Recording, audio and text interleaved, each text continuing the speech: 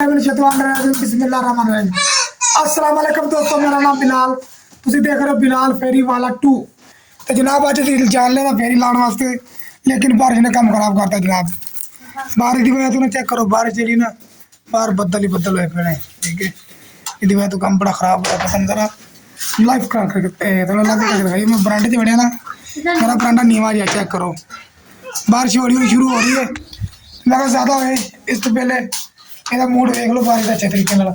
ਤੇ ਧੁੱਪ ਨਿਕਲੇਗੀ ਫਿਰ ਨਿਕਲਾਂਗੇ, ਠੀਕ ਹੈ। ਤੇ ਆਪਣੀ ਸਾਈਕਲ ਜਿਹੜੀ ਇਸ ਟਾਈਮ ਰੈਡੀ ਵੀ ਕਰਨ ਵਾਸਤੇ ਆ ਛਾਪਰ ਕੇ ਮੈਂ ਪਾਪੜ ਛਾਪੜ ਤੇ 50 ਚੀਜ਼ ਪਾ ਕੇ ਦੇਣ ਵਾਸਤੇ, ਠੀਕ ਹੈ।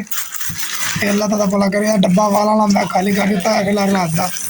ਇਹ ਚੈੱਕ ਕਰੋ ਡੱਬਾ ਖਾਲੀ ਇਸ ਟਾਈਮ, ਠੀਕ ਹੈ। ਹਾਂਜੀ ਤੇ ਕੰਗਾ ਵਿੱਚ ਰੱਖਿਆ था मैं वाल चलवाने वास्ते। भाई पूरा प्रोटोकॉल रखे आप पेचकस भी रखे बच्चे सारा डब्बा भी गया बच्चे।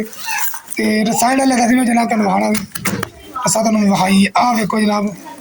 रस्सा जो साइकिल मार दिता है, अगे पेट डोलती सी साइकिल भी डोलती सी। हूँ सिस्टम खत्म होगा डोलने वाला, साइकिल जी ना खत्म होगा डोलने वाला।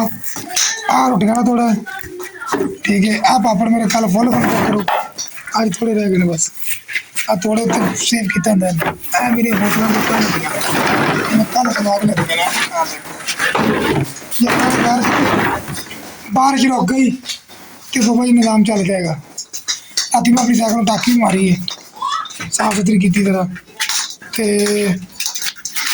देखो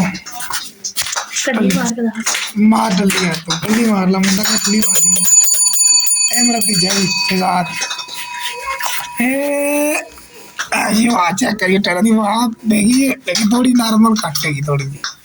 ये बाला भी लैके आना है, नवा बाला ਇਹਦਾ मंगवाने अज का भी पाने अज भी तुम दिखावे बाला पाते भी।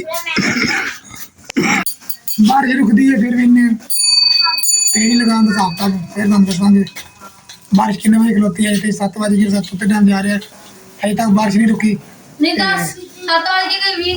अपना जो ना बारिश रुकती है तो फिर वेने आप देख सकते तुसी अजे तक बारिश नहीं रुकी, ठीक है कि नहीं।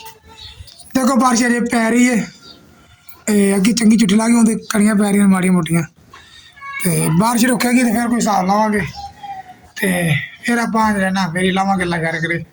फिलहाल बारिश का इंतजार हो रहा है, 9:30 हो गए ने अजे तक बारिश नहीं रुकी। चलो कोई नहीं, अल्लाह खैर करे। अपने को 2-3 घंटे लाओ के अल्लाह नहीं सकते देना फिर अपने नसीबा च होया। बाकी चलो इन्हें 12 बजे तक इंतजार करने हैं। वैसे भी मेरा हाथ साइड सुता नहीं रहा, तबीयत खराब सी। तो कोई गल नहीं, झट सोना फिर मैं बारिश रुकेगी फिर निकलना, अल्लाह खैर करे। देख सकते हो बारिश नहीं रुकी, चेक करो जरा बारिश जी सान पै रही है। तो फिर छत दिखी तो पानी छोड़ रहा है, बारिश नहीं रुक सकी। फिर तो इंतजार कर रहे हैं बारिश का, लेकिन बारिश पखवे पखवे ना जाए अपना सिस्टम चला रही है, ठीक है नहीं। तो तुम देख सकते हो बारिश की तुम आवाज़ भी आ रही होनी है।